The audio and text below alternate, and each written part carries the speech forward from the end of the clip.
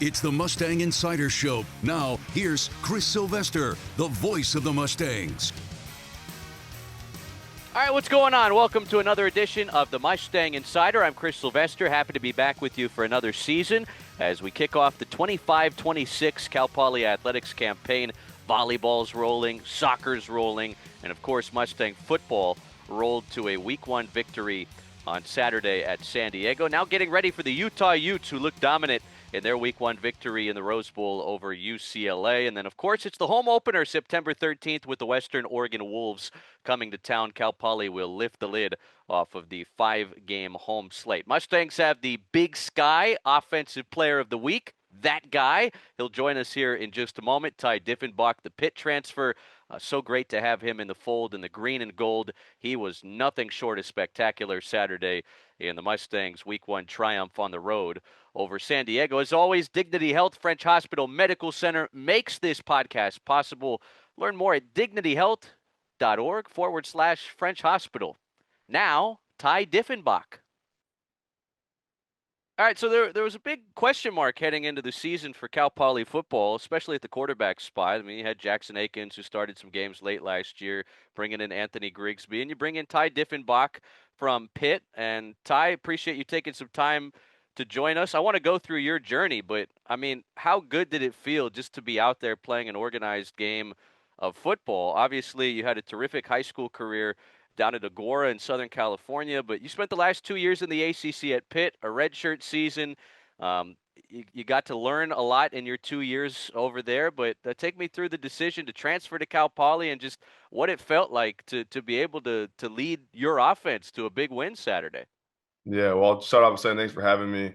And it was great to be out there. I mean, I've been working hard for the past 2 years, like trying to get on the field. I got hurt my freshman year at Pitt.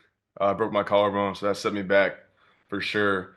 But it just felt great to get out there. I mean, we worked hard all camp. Like, we were just so ready to finally go against a different opponent, like, besides our defense. So, but my decision coming to Cal Poly, I mean, I knew I wanted to come closer to home. And when I talked with Coach Rosie and Coach Wolf, we just clicked right away. And I knew like this is a place like we need to come win some games and change the culture around. So that's what we're planning on doing this year for sure. Yeah, obviously a big Week 1 victory at San Diego, a team that had beaten Cal Poly, as you very well know, to Yeah, open the season last year. And there's been so much discussion about, slow starts to games. And I yeah. think you guys made an emphasis here very early in the season to get off to a quick start. And we saw you guys kind of seamlessly drive down the field. How much confidence did it give you, after hitting Briscoe with that initial score and just kind of understanding, okay, maybe we can have our way with this San Diego defense? Yeah. I mean, we talked all week about coming out fast. Like San Diego, they're a good team. They're always going to be a good team every year. But yeah, after that first touchdown, it just felt great. I mean, we just like as an offense, and I think as a team, like just seeing that, oh, we can go, we can actually play. Like I think it just boosted everyone's confidence for sure. You were named the Big Sky Offensive Player of the Week officially earlier today. That's another thing to congratulate you on. 18 Thank to you. 27, 263 yards through the air, a couple touchdown tosses, both to Michael Briscoe. You also were a factor in the running game. I mean, you led the team, 11 carries, 69 yards, and a touchdown run. I believe this image we have in the Yeah. background was after your touchdown scamper late in the first half to put you guys up 24-0.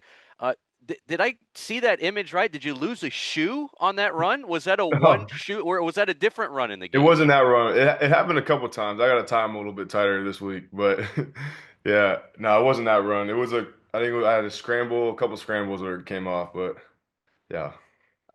So I'd set it off the top here, man. I think a lot of people that follow the program closely and consider themselves fans of Cal Poly football maybe thought that this was like a two-horse race going into fall camp. Like you have Akins who's been in the system for a year, Grigsby who kind of brings that dual threat ability. Obviously, you showcase that you have that dual threat ability as well. But like take me through like the late stages of July, getting back to campus and being told that you were going to be the Week 1 starter. Like what was that process like? Like how did you win the job?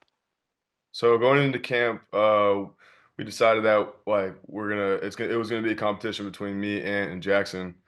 And I mean, Jackson and Ant are great guys. They're both great football players. Like it was so fun learning from them, competing with them. Like all three of us, we worked together so well. And going into the San Diego week, we had met earlier that week and said that we were all going to play, but they were leaning towards me to take the first snaps. So hearing that felt good, but I knew like I got to solidify, like I need to be the starter. So during that week of practice, I had a good week of practice. Showed showed Coach Rosie on film that like I'm ready to play, and they told me Thursday morning that I would be starting, but like Ant was still going to be rotating into. So it just felt good to just hear that I was going to be the starter though. It's interesting. At 6'6", 220, they have you listed as. You began your high school football career, it looks like, as a wide receiver, and then made the Yeah. switch to quarterback. I know you dealt with some injuries your senior season of high school there at Agora, Mhm. down south. But like, take me through that position switch. Like, Yeah. growing up playing sports, I know your pops was a D1 basketball player at Eastern Washington, late 1980s. I'm sure that Okay. that'll be Yeah. fun. That'll be a Yeah. fun game for you when you host them, Yeah. to end the regular season. But take Yeah. take me through your football career, man. Yeah, so I'd always wanted to play tackle, but my parents never let me till eighth grade. I was playing everything like football, baseball, basketball, soccer. I was always playing sports. Baseball was really my main sport until I started playing tackle. I started as a receiver and a corner, actually. I was a pretty good corner. And then going into high school, my freshman year, I was playing corner and receiver. Decent. I was decently good at receiver. I mean, I was on JV, like it wasn't anything crazy. And then COVID hit that spring. We came back in November and I had grown like 6 inches. I was like 6'4", and we were just running routes one day with my head coach and the quarterbacks. And he said, "Hey, come, take a rep at quarterback." And I was like, "Quarterback? Seriously?" And he's like, "Yeah." So he's like, "Yeah, we should probably give this thing a try." So then the next day, I went to quarterback, and I didn't like it at first. Like I wanted to play receiver. We kept working. He kept working with me. He was awesome about it. He was super patient, and I ended up becoming the starter for that 6 game season in the spring of 21. And then yeah, never looked back from there. Put my head down and just worked. Now you mentioned, how you got to Cal Poly, wanting to come closer to home, clicking with the coaching staff, obviously Yeah. important. But coming out of high school, obviously you went to Pitt, but where else were you looking at? What was that recruiting process like for you? Recruiting process, it sucked for me. I mean, I had offers, but I was always the second guy on everyone's board. Like, oh, if he decommits, like you're gonna be our first call. Like that hearing that, it was like cool to hear that, but like it sucked at the same time knowing that I'm not good enough to be being offered by these big schools. So, I mean, definitely fueled me, but I ended up committing to UNLV in June of 22 before my senior year. Coach Arroyo. Uh, and then he ended up getting fired, I think, at the end of the season. So that was like 3 weeks before signing day. And I was scrambling, like I didn't know what I was gonna do, like who the head coach was gonna be, if they were gonna honor my scholarship. They ended up honoring my scholarship, but I just felt it was best to decommit from there and reopen it. I got Tulane offered me late, and then Pitt. With Pitt, it was crazy. Like the coaches came out like 3 different times in the span of 2 weeks, which like is like crazy. Like that would no one's ever done that for me. Like they showed they really wanted me.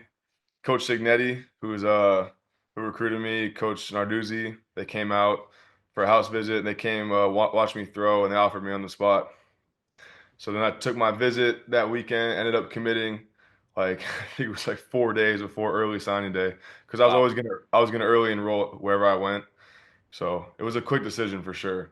So it's interesting, man. You kind of can connect the dots here once you get into the big sky, right? Like, that was Barry Odom and Brennan Marion taking over at Yeah, UNLV, and you almost played in that go-go offense I with know. them. It's crazy to think about. It is, and so you get your crack at Sac State, you get your crack at your dad's alma mater. Yeah. Why did you? I know you mentioned baseball, basketball, and football. Why did you wind up falling in love with football more than the others? Well, I just think as a quarterback, like spotlight's always on you, win or loss. Like it's gonna be on you. And I just fell in love with that. I just love being a leader. I love picking guys up. I mean, I love scoring touchdowns. Who doesn't? Like hitting home runs is fun, but scoring a touchdown, there's nothing better than that. So that's really what I fell in love with. So, among your touchdown throws and the one touchdown run, what was more exciting for you? I mean, the throws are fun, but like showing off you can come on, like showing off you can run a little bit, like nothing better than that. Everyone thinks, oh, he's tall, he can't run. Like it's nice to show off that I can move a little bit. And I mean, it was a great play call. Like we had the perfect look against that defense, and it was just a perfect play call, and I'm so glad it worked out because that was awesome.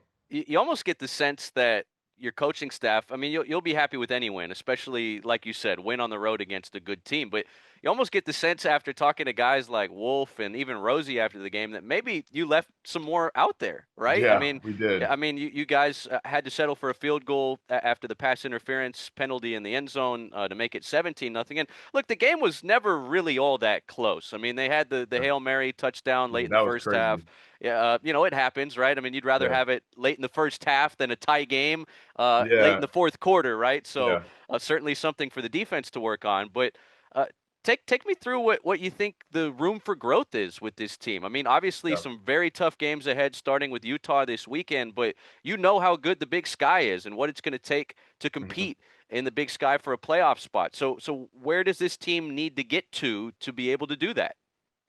I mean, I left a couple throws out there that I wanted back. A few reads that I could have hit for sure. But with growth wise, I mean, we just got to keep clicking. Like up front, I had all day to throw. That was awesome. O line's been working hard all camp. Like the pockets have been great. But I just think everyone like we just need to play more together. Like as the games go on, like we're gonna get closer and closer as an offense. And I just think that it's gonna be pretty scary when we are all clicking on like everyone's clicking. It's gonna be good. Utah is next, and when you get into a game like this, you're an FCS program. Utah's got the scholarship advantage. They've got the NIL advantage. They've got the physical advantage. And man, I mean, I watch a lot of college football. I'm sure you do too. I don't Yeah. know if there was a better all around effort that I saw from an FBS team than Utah over the weekend. I mean, the way they went to the Rose Bowl and just absolutely decimated UCLA, really on both sides of the football. I know you don't have to worry about the defense and containing Devin Dampier, who looked like a little Kyler Murray action there in the backfield for the Utes week one. But what are you hoping to get out of this game? I mean, obviously you go for a win every time you take the field, but what would you like to take back beyond good health from Salt Lake City? We got nothing to lose in these games. So that I mean that's just we got that fuel. And they recruited me out of high school. They didn't offer me, so I got that too. Like I want to go show them that like we can play. You know what I mean? But like I said, we have nothing to lose in this game. Go out and play hard. We're not really worried about them. We're trying to focus on us as the offense and just go play and execute. Well, for the most part, quarterbacks are tall, but 6'6", I mean, you're one of the taller quarterbacks out there in college football, even when you compare your height to those in the National Football League. I'm curious to know, is there a quarterback that's playing right now or maybe played in recent memory that you try to emulate Yeah. after? Justin Herbert's my guy. I'm a big Herbert guy. Okay. Yeah. So that's who I try to model my game after. I mean, he's crazy talented. So Now, I know you grew up just a few hours south of SLO, and sometimes less than that if you leave after traffic. But what's been your favorite part about SLO and the Central Coast community? I love it up here. I mean, it's cool. It's a little calm. It's a calm town. I mean, I just came from a big city, and I don't know. I mean, the weather's great. You're right by the beach. I mean, you got everything up here. I just really do enjoy it up here. A couple weeks away from the home opener, what are you looking forward to the most in regards to just playing in front of the home fans? And I'm sure it'll be easier for friends and family, obviously, to get to some home games. Yeah, I mean, I'm just excited to show like the students and all the fans like this is this is gonna be a special year. Like we got a great team, and we just can't wait for the opener, man. I mean, we're fired up. Ty Dieffenbach, the Big Sky Offensive Player of the Week, led Cal Poly to a 41-17 win at San Diego. Thanks so much for your time, man.